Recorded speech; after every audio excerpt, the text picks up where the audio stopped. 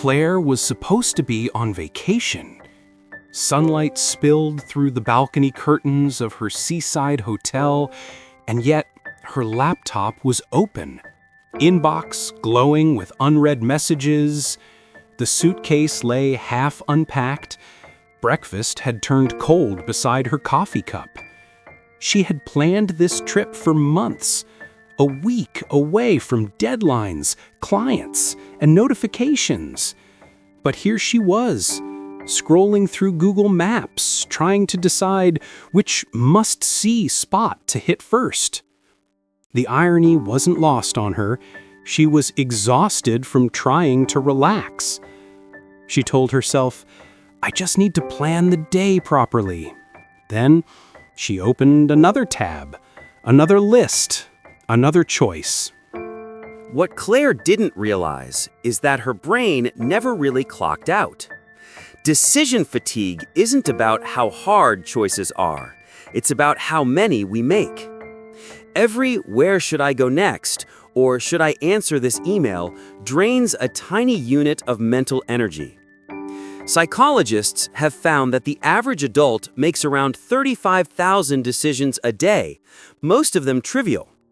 But our brain treats each as a cognitive transaction.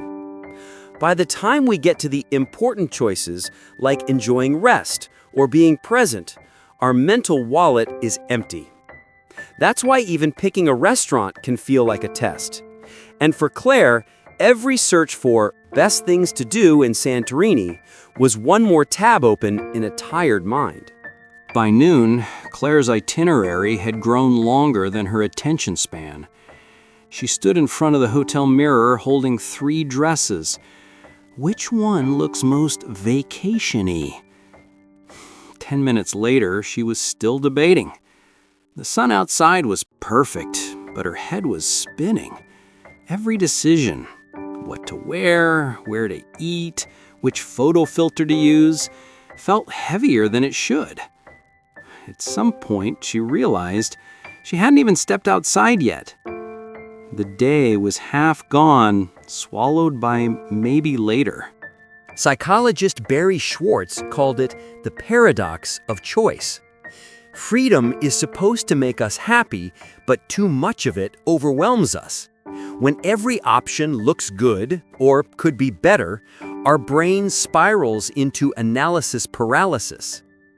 Vacation, ironically, gives us the illusion of freedom, endless time, endless possibilities. But when we've trained our brains to constantly optimize every meal, every minute, it doesn't know how to stop. For someone like Claire, rest became another task to perfect.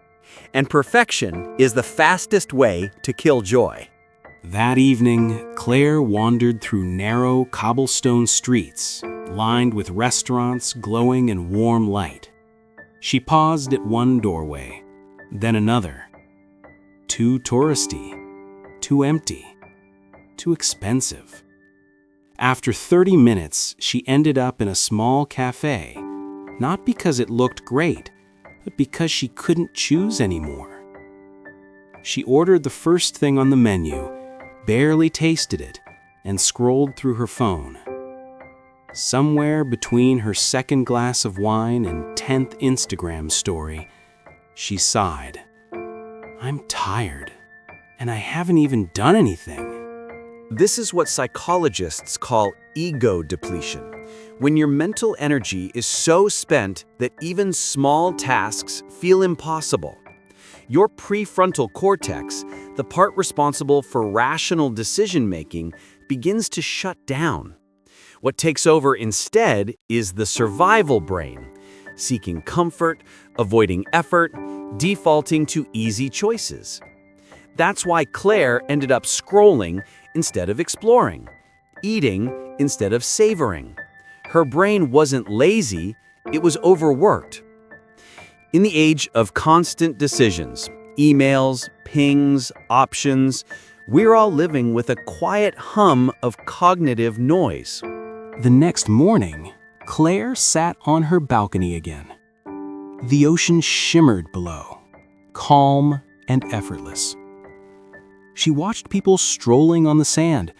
No plans, no maps, no lists. Something inside her softened.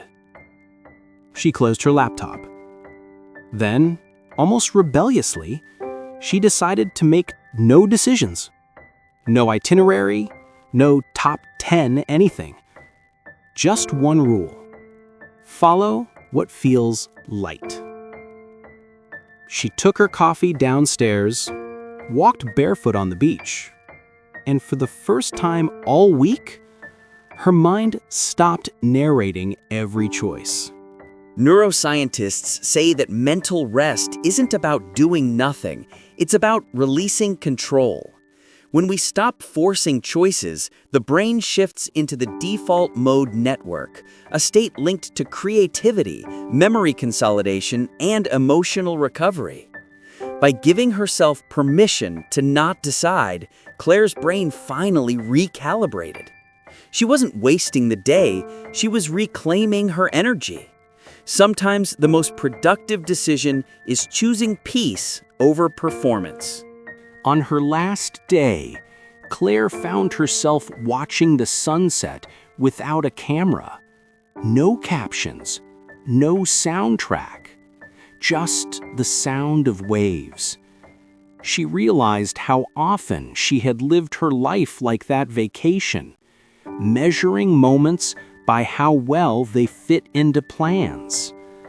Decision fatigue doesn't just steal our focus, it steals our presence. It convinces us that if we just pick the right option, happiness will follow. But sometimes, happiness is what's waiting when we stop picking at all. If you saw yourself in Claire's story, you're not alone. Decision fatigue is the silent burnout of modern life, and we all carry it in different ways. Share in the comments where it hits you the hardest. Your mornings, your inbox, your weekends. We'll build future episodes from your stories. Because maybe learning how to rest is the hardest decision of all.